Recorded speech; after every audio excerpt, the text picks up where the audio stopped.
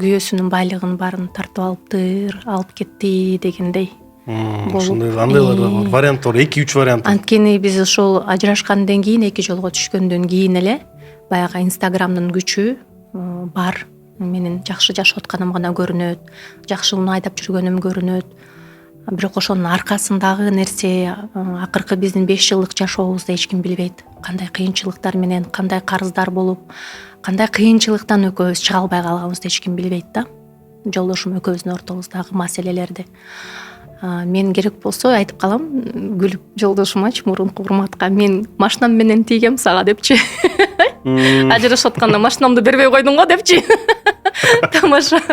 Бирок ошентсе дагы мен бир эле жолдошуман, мурунку жолдошуман сурандым урматтан. Бир салонумда хат жок дегенде мага калтырып койчу дедим да, баарын албачы дедим. Жок дегенде ошо салондон түшкөн киреше менен кыздардын мектебин, бала бакчасын төлөп турайынчы дедим. Бирок ага болбостон мастерлерим дагы эшикке кубаланып чыгып, салонум дагы алдырылган. Керек болсо салонум жок да калган. Бирок билгизбей жашап жүрө бергем. Мен эчтеке айткан эмесмин да Инстаграмдарга.